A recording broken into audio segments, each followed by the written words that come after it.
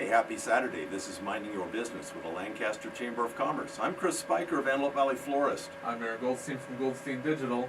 Our second guest today, Jim Witwer. Hi, Jim. Hi, guys. Hey, you and I go way back. Further than I want to remember. You graduated from Antelope Valley High School, the old days when they used to graduate from high school, Yeah. in 1967. Correct. 1 year ahead of you. Just 1 year ahead of me.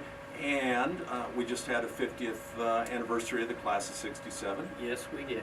And that was pretty cool. 3 days of it. 3 days of it here at Beck's and then at the country club and over at the fairgrounds. And you and I got to talking. Yep. You're a fan of the show.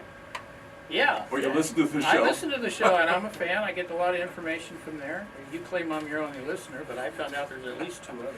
Well, you know, I don't want to insult anybody. I just wasn't really sure on Saturday who was listening. But I listened to the show. It sounds pretty good. Yeah, well, like I say, I find out a lot of things. I don't get my paper as often as I used to, and I find out a lot of things that isn't in the paper. We talked to a lot of people, neat people, and that's why I thought it would be fun to have you on. Yeah, I've known a few of them. Now I said you've been in the restaurant business for your whole career. Almost, yeah. We started out, you and I, at AVI school. When I got out of school, I did my 2 years at Tumbleweed Tech, and then I went down and did 2 years in those days it was called San Fernando Valley State. Now it's Cal State Northridge. Right. When I got out of there, I spent like 4 years in the banking business, working with automobile financing. And I made a name for myself in collections, and I kind of turned into a car repossessor, which I didn't really like. And I was still taking a few more classes at Northridge, so I was running out of night classes. Needed to find a job where I could work nights, go to school in the daytime. Something came up, and I was offered a bartending job at Maxton's, and I took it so I could go to school in the daytime and work at night. And that turned into 18 years. Wow. At Maxton's? No. Oh. I did a couple years at Maxton's. Yeah. And then Rick Hernandez left the original Palmdale Holiday Inn, the one down here with the glass elevator, and he went into the insurance business. And his dad was Manny Martinez, that was well known, or Rick Hernandez. I'm sorry, Manny Hernandez. He was well known as the bartender at the Antelope Valley Inn. The sign at the Antelope Valley Inn used to say, "Bill Stir Trio, Manny's Margaritas." You know, it seems to me I'd see like a guy with a shaker and a Coke. Yep. In the That ads. was the old days. Yeah. But I did 2 years at the Holiday Inn, and then Mr. Greenemeyer sold the Holiday Inn to a man from Vietnam, and he ran it into the ground. And I went over to the Essex House and worked for Jens Nielsen for a year. And while I was there, Dave Clark, who worked at Mr. B's in Lake Los Angeles, come knocking on my door one night, and says, "Richard used to have this thing that musicians have, that when you leave your job, you got to find a replacement, and you better be as good or better than you are." Oh my goodness. So Dave come knocking at the Essex House one night and says, "Hey, I'm moving back to New York. You want my job at B's?" And I went out there, and that turned into 10 years. Lake Los Angeles. 10 years in Lake Los Angeles. Long drive. Started there when there was water in the lake. Wow. For those of you that don't remember. That was quite the steakhouse. That was quite the everything house. And I worked there a couple years. In 1980, Richard enlarged it. We put on the big show lounge and the wine cellar, and it became quite a place. Restaurants and establishments like that, they really depend on that main person, don't they? Well, you know, There's got to be a Mr. B. Yeah, right. And then Jeannie too. Jeannie was the hostess with the mostest. And I've always been a big fan of. I'm not a big fan of chains. I'm a big fan of the individually owned restaurant. And if you think back to the days, you know, like when the Fishers owned the DI, Dick's Red Barn. You remember Alex's? No, I remember Alex's. I wasn't old enough to go in there, but I remember it. And hey, speaking of crazy places, Log Cabin Bar on Beach. when I was working in the bank business, I drove by there one morning about 7:30. In the morning. And they were throwing somebody out at 7:30 in the morning. I mean, bodily throwing them out the door. Yeah. Well, Yeah, behind Bartolo's. it's time to go home. But like we mentioned before, you know, when we were at the Holiday Inn, we had some great entertainment there, great bands. And this one little guy used to come in there and he fell in love with one of the singers. And that was our mutual friend, Jimmy Greenleaf. Jimmy Greenleaf. And he didn't tell me this at the time, but he was only like 19 or 20 years old. But he had this big crush on her. Yeah. Well, he used to come in, and then finally I found out he wasn't old enough, and I could see where he was coming from, and I was at that time was dating the lady who became my wife, but I figured, well, I'll turn my back. If nobody else catches him, I'm not going to bust him for. He was like 19 or 20. He was a year or two short, but he was madly in love with this singer named Mary, and that's how I met Jimmy Greenleaf, and that turned into quite a long friendship.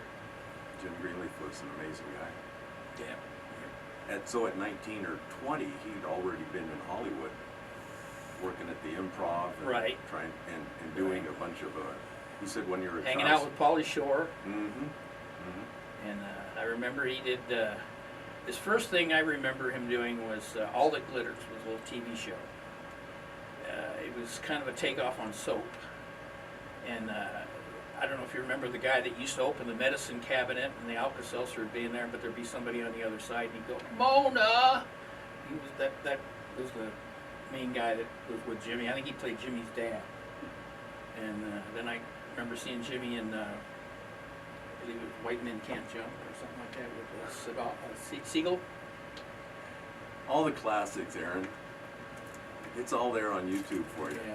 Yeah, he was, and he was just a little stumpy, chubby, but you had to love him. Right. And Mary, the little singer that he had a big crush on, and she had quite a crush on him. Wow. She was a good looker, and a lot of people would go, oh, I don't get it. What does she see in him?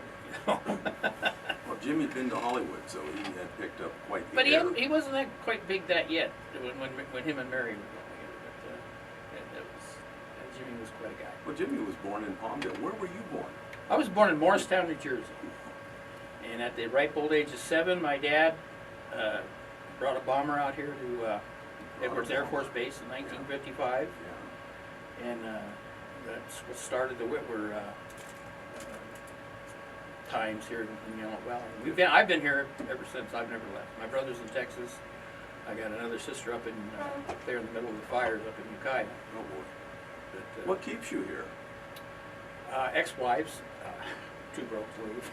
They keep giving you money or what? No. Oh. Married the two best housekeepers in Yellow Valley. We got divorced. They kept the house. You know, we've had comedians No, I on just the show before. I love the valley, and like I said, I had 18 years in the bar business, and that was a lot of fun. Seen You a lot meet of sunrises. people. Oh yeah. Made a lot of sunrises. Saw a lot of sunrises. And then running Mr. B's and whatnot, and even the Essex House, I got to meet a lot of celebrities out there at B's. Jamie Farr, Leslie Nielsen, they were Sue Ann Langdon. They were all kind of regulars. A lot of them would go up Chrysler Country Club. That's where Mr. Nielsen came from.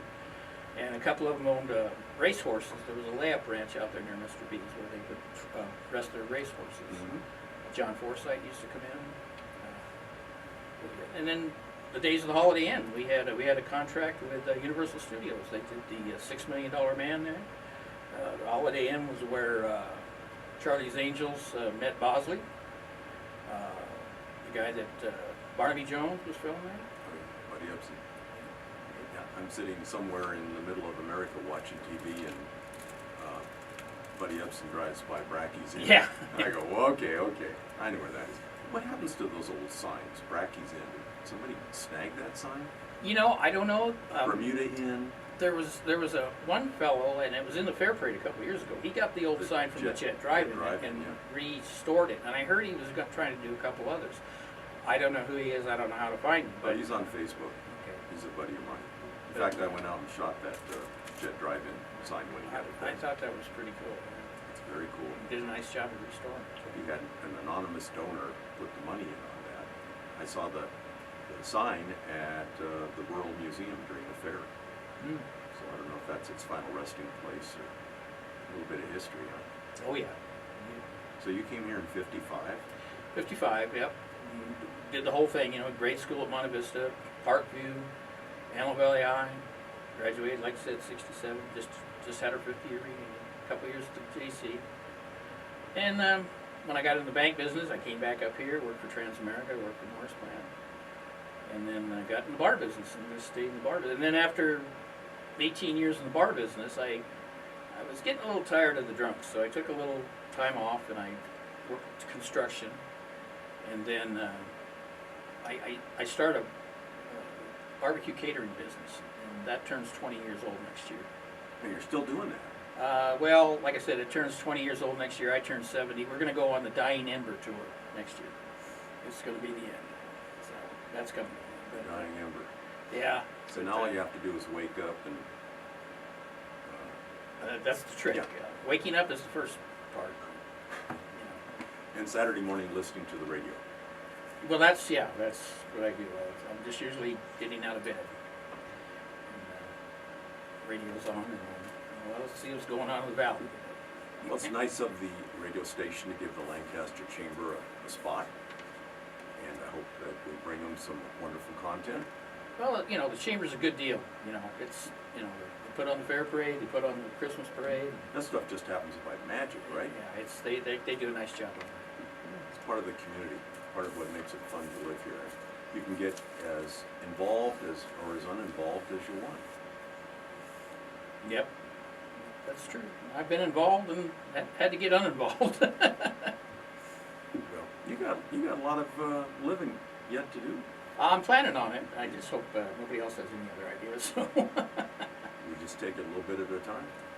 that's how I've been doing it. Jim Witwer, thank you for being on the show. Well, thanks for having me, Chris. I had a good time. Yeah, it was a fast 12 minutes, huh? Yeah, well, you know, the way I talk, it eats it up pretty quick. It's a great story. Everybody has a great story. I got more. Bartender, 18 years. I got all kinds of stories. Oh boy, well, write it down and bring it in. We'll So- talk to you again. Some of them we'd have to do at a later hour. Okay, well, we'll put you on as the third guest next time. Okay. Thanks for being on. All right. Be right back. Thanks.